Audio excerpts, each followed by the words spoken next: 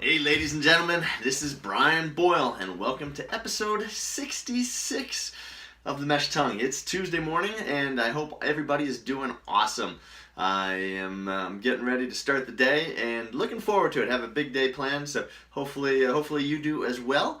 And hey, thanks for the questions and comments at email, Brian, B-R-I-A-N, at company5k.com. Keep those things coming in here. I certainly enjoy waking up to those emails from folks all over the world sending questions and things in. So keep those coming in. I'll definitely get back to you as I can, and we'll go from there. Today I want to talk to you about a 10-step system for writing your personal visualization scenario. And I'm going to read this off of, this is an old Peak Running Performance. This was one of those things that was, in the early days, was pretty cool. It's no longer in existence. And I'm not sure exactly why. Things just happen. But, and normally, I'm pretty good about just recalling things off of my mind. But today, because of the 10 steps, you know how it is. You're used to me by now. Some days it's really serious. Some days it's funny, but always trying to bring you some value. So I'm going to put these up on the runpainless.com blog. So when you look up there, over the next couple of days, you'll have all of this. But for right now, I just want to get this information out to you. And this is more about the visualization. We've talked about visualization, we've talked about dissociation and association in some guided imagery in a previous episode. But what I really want to talk to you about now is those people that have to write things down. You, like me, do you have to write things down? I realize that my handwriting is not the best. Anybody that knows me will say, handwriting is atrocious. But in my mind, when I connect my thoughts on paper, it just sticks. So this is for you if you are that kind of person. These are the 10 steps that will help you with coming up with your personal visualization strategy for your next race. Primarily, it can be for anything. It can be trying to get to the next goal. Your goal is to run 10 miles, and you've never run 10 miles before, 15 miles, 20 miles, whatever it may be. This works really, really well for race strategies. So that's kind of where I'm going to focus this at. But you can use this, again, to hit your goal if you're looking to hit a goal for a week or mileage or, a specific day. So step number 1 is you need to see, hear, and feel yourself training and racing. If that has to be where you put your shoes on, if you've got to put your running gear on, do it. Again, we talk about specificity. Do whatever's going to make you feel best. So if you have to see, feel, hear yourself running, okay, and training and racing, then do it. Put the gear on, okay, have your hat on, your singlet, your shorts, your shoes and socks, whatever you would wear. I want you to put everything tactile on, that way you feel it. Step 2, write down or make a tape recording of all the details you see, hear, or feel. What does it sound like at the race, okay? What is it feeling like? What is the starting line? If you've never been to the race, you may want to just try and, if you can get online and get a video of where it is, if you can drive to the race, if it's a local race, if you can drive there and kind of watch what's going on, and get a feel for where you're going to be. Step 3, see, hear, and feel yourself arriving at the race site. Now, again, if you're local and you can do this and you can get to the race site, I encourage you to go down there, find where parking is. Okay? Again, don't leave anything to chance, especially if this is a big race for you. Mentally go through your pre-race warm-up. Pay particular attention to your routine the last 15 minutes before you race. Now, we've talked about this. We talked about how to have your best race strategies.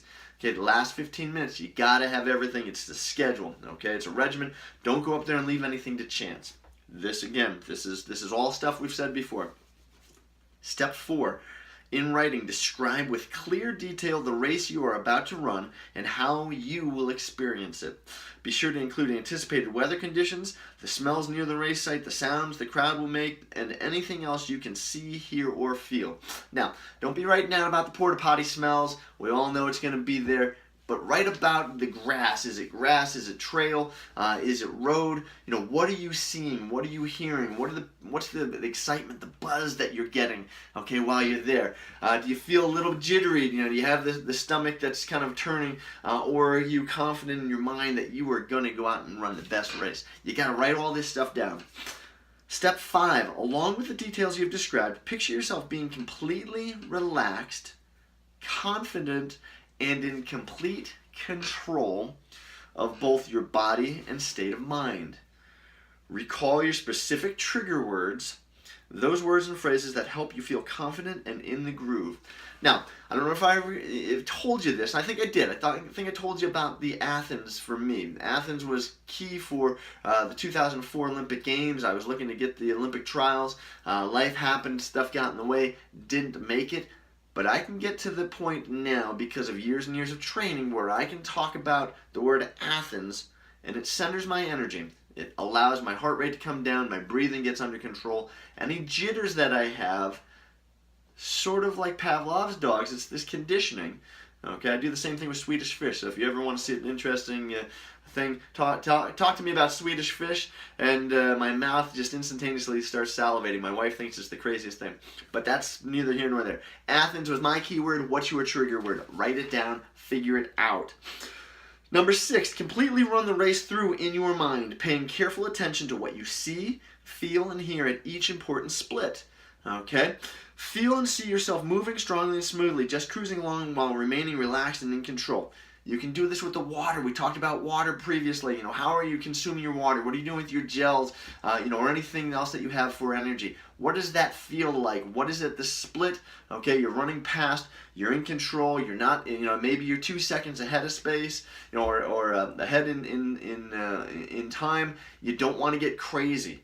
Okay, maybe you're 15 seconds behind where you want to be. Okay, figure out a way to make that up. Think about this in the race. What are you going to do? Step 7, when you have pictured all of this, write down the comments that help you to relax and remind yourself how confident, tough, smooth, and fast, keyword fast, you really are. Okay, so write all that stuff down.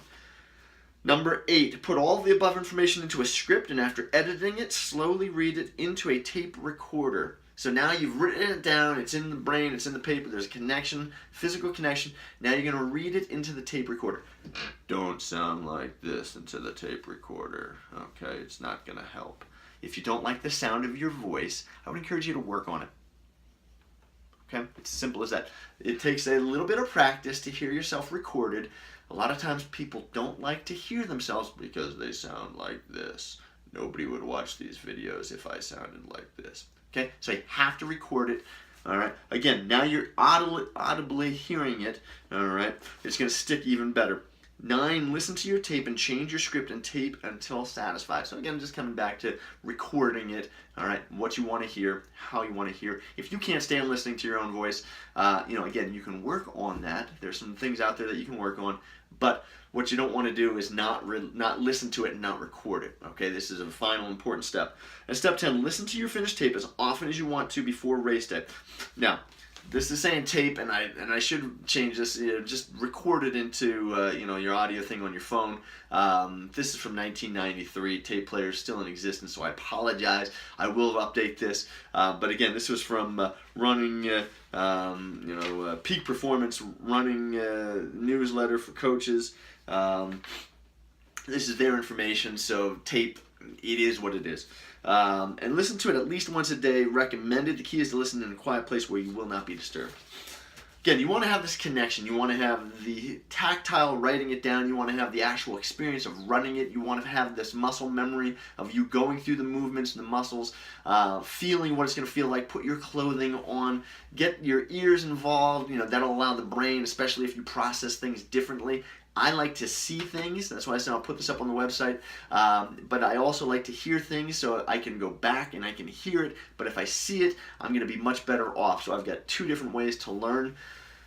So hopefully you find some value in that. Get yourself situated over the next couple of days, especially if you've got a race coming up. Those folks that have Boston coming up, if you haven't already, do this, the 10 steps to guided imagery. There's lots of recorded footage of Boston, so some of the bigger races you're going to have the luxury of watching recorded footage. If it's a smaller, lesser known race, you may have to go out to the site and just drive it if need be. That's always a great way to if it's on a road and you can go out and drive the course, that's great. But whatever you need to do, find a way to get this all senses going. That way on race day, when you're feeling all the senses, it's not new. It's almost like, I've been here before. Okay. Brian Boyle, episode 66 of The Mesh Tongue. Please share this with your friends, your family, your training partners. If you're getting some value from these, this is perfect. I appreciate the love and the sharing. Also check out runpainless.com. That's 2 S's, runpainless.com.